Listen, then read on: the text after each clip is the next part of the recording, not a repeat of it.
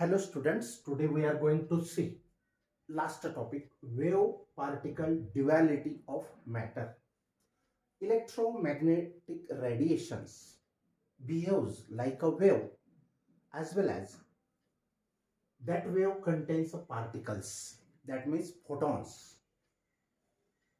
Wave and particle both natures electromagnetic radiation have. So both natures means duality of matter. Dual means a two. So what are the points that shows electromagnetic radiation is a wave as well as particle? Means the wave behaves like a wave. That electromagnetic radiation behaves like a wave as well as a particle. So it is the duality of matter. First point, material particles show wave-like nature under certain circumstances. Material particles, काहीतरी matter चे जे particles असतील that show wave like nature, तर ते वेव्हच्या सारखं nature show करतात किंवा दर्शवितात, डिनोट करतात. This one is the wave and this one contains small energy packets in the wave. So energy packets are called as photons or quantum of energy. So it have particle as well as wave nature. So material particles show wave like nature under certain circumstances. काही परिस्थितीमध्ये मटेरियलचे particles हे वेव्हचं nature show करतात किंवा wave सारखं behaviour करतात, वागणूक दाखवितात. Material particles show wave like nature under certain circumstances. We have seen photoelectric effect. In photoelectric effect, electromagnetic radiation shows a particle nature, and in interference diffraction chapter we have seen that electromagnetic radiation is a wave. It shows wave nature according to the Huygens. So according to Huygens, light or electromagnetic radiation behaves like a wave, and according to photoelectric effect or Compton effect, it shows particle nature also. So that electromagnetic radiation have both natures, dual nature. So here we are discussing about duality of matter. Material particles show wave-like nature under certain circumstances. This phenomenon is known as wave-particle duality of matter. म्हणजे material particles हे काही वेळेला under certain circumstances काही वेळेला wave nature show करतं आणि काही वेळेला पार्टिकल नेचर शो करतं. म्हणून wave particle duality of a matter, त्याला ही फेनॉमेनॉन म्हणतात. This phenomenon is called as wave particle of matter. आता frequency omega, wave number K. Frequency means number of cycles passed per unit time or in 1 second. How many number of cycles? This one is the one cycle or one wave. So how many waves can pass from a particular point in 1 second is called a frequency. So omega is the frequency and wave number k.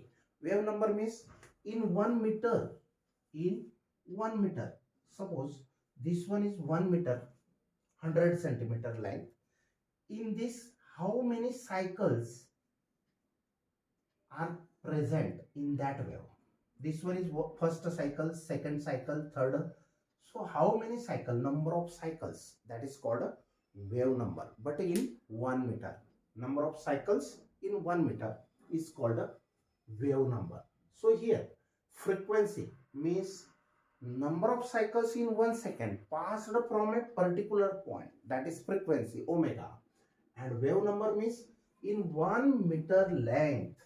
In 1 meter length, how many cycles are there? How many cycles are there?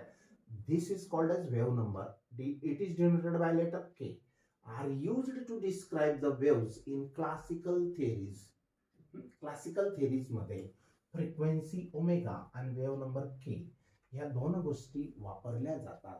हा, तर classical theory किंवा classical mechanics mass साठी while mass M and momentum साठी P are used to describe the particles. Particles साठी हे चार गोष्टी frequency omega wave number K म्हणजे फ्रिक्वेन्सीचा मिनिंग समजला. Frequency means number of cycle passed per unit time of that wave.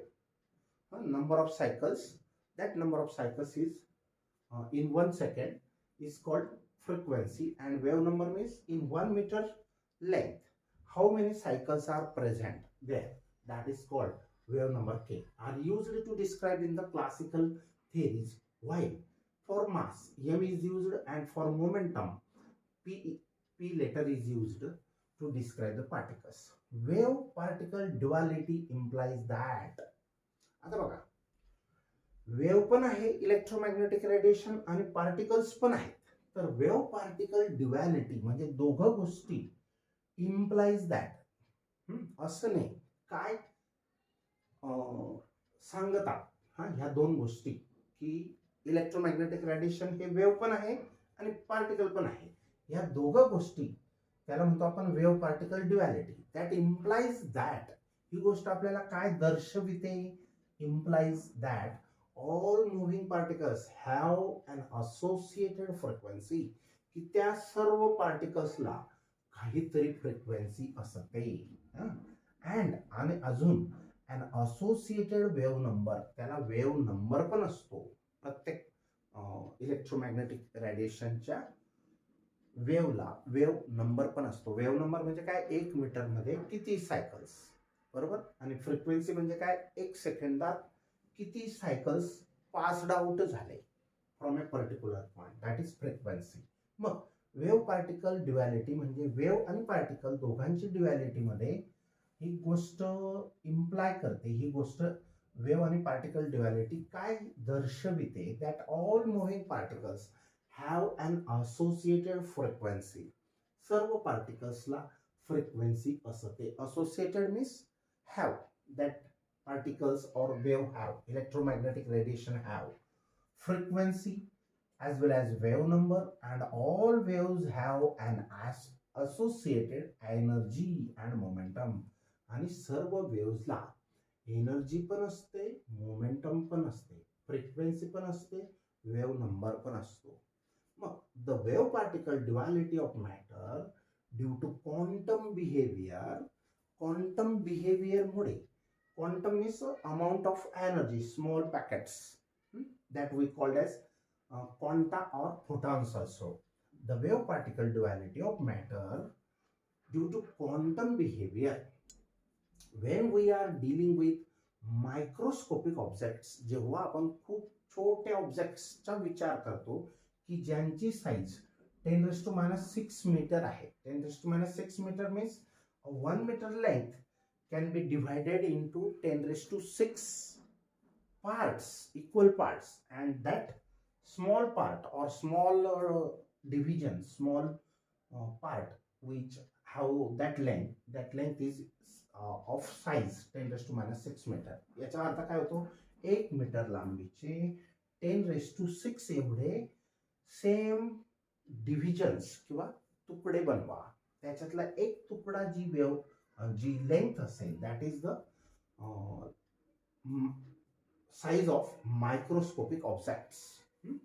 तर ती साईज असेल मायक्रोस्कोपिक. मायक्रो आणि मॅक्रो, मायक्रो आणि मॅक्रो. बघा, मॅक्रोस्कोपिक म्हणजे जे डोळ्यांना दिसू शकतात, मॅक्रो मीन्स मोठे, आणि मायक्रो मीन्स डोळ्यांना दिसू शकत नाही, इतके स्मॉल.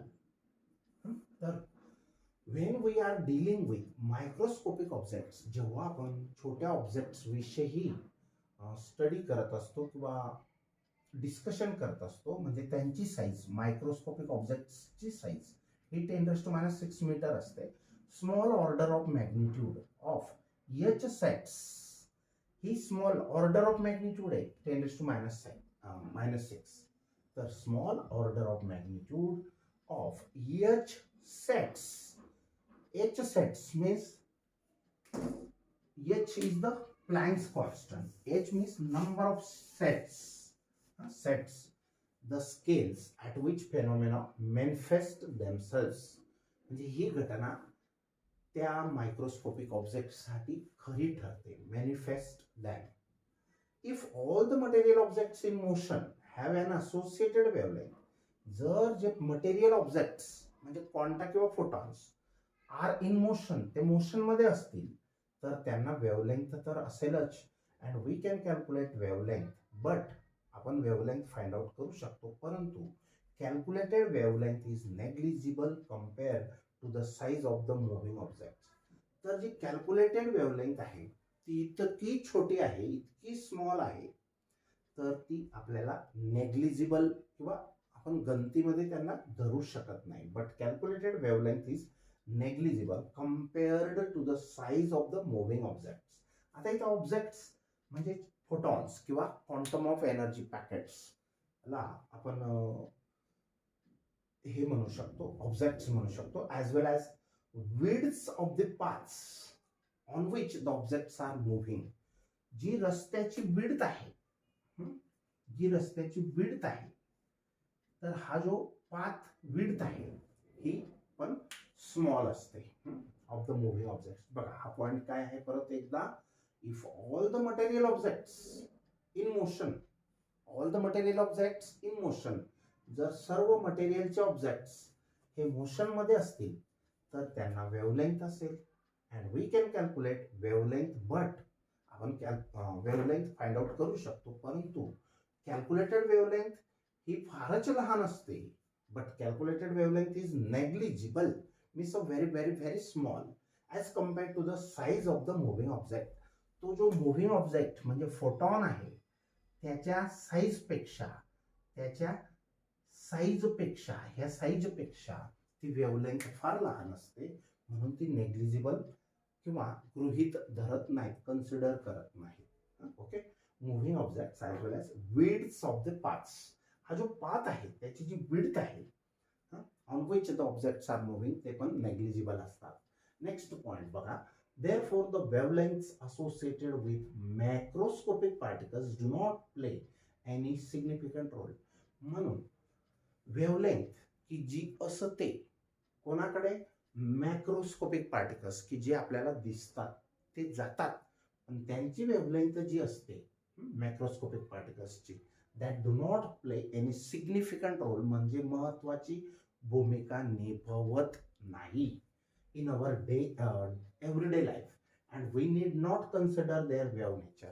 आणि मोठे पार्टिकल्सचं वेव्ह नेचर आपण कन्सिडर काय करत नाही, कारण त्यांची वेवलेंथ ही फार स्मॉल असते. सॉरी, वेवलेंथ जी असते the wavelength associated with macroscopic particles do not play any important role in everyday life. That is, we need not consider their wave nature. म्हणून त्यांच्या आपण वेव्ह नेचर कन्सिडर करत नाही. Also, the wavelengths for macroscopic particles are so small. Macroscopic means डोळ्यांना न दिसणारे पार्टिकल्सची जेव्हा moving होत असते, मोशन मध्ये असतात, तर त्यांची वेवलेंथ ही इतकी लहान असते, स्मॉल असते. The wavelengths for macroscopic, sorry, not micro, but it is macro, sorry.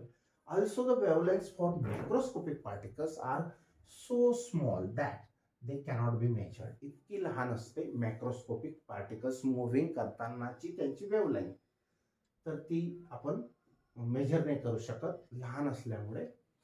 Photon picture allows. आता आपण वेव आणि पार्टिकल दोघं नेचरच्या पिक्चर म्हणजे कसं असेल इलेक्ट्रोमॅग्नेटिक वेव्ह, तर त्याच्यासाठी हा याला म्हणतो आपण फोटॉन पिक्चर अलाउज. हा फोटॉन पिक्चर आपल्याला एक गोष्ट सांगते, that transfer of energy and momentum in the same manner as in Newton's mechanics. आता बघा, transfer of energy and momentum, जसं आपण फोटो इलेक्ट्रिक इफेक्ट मध्ये एमिटर प्लेट वर जो इन्सिडेंट लाईट असतो, तो लाईट इलेक्ट्रोमॅग्नेटिक वेव्ह असते, तर त्या ठिकाणी एमिटर प्लेटमधून जे इलेक्ट्रॉन्स एमिट केले जातात, तर ते कशामुळे केले जातात, जो इन्सिडेंट लाईट आहे त्याच्यामध्ये हे फोटॉन्स किंवा एनर्जी पॅकेट्स प्रेझेंट असतात. आणि मग हे फोटॉन्स त्यांची एनर्जी कोणाला ट्रान्सफर करतात, एनर्जी आणि मोमेंटम दोन्ही गोष्टी त्या एमिटर प्लेटला ट्रान्सफर करतात. म्हणजे त्या एमिटर प्लेटमधून इलेक्ट्रॉन्स हे डिटॅच किंवा निघून एमिट केले जातात in the same manner as in the Newton's mechanics. Photon picture काय सांगतं आपल्याला, there is a transfer of energy and momentum, both things.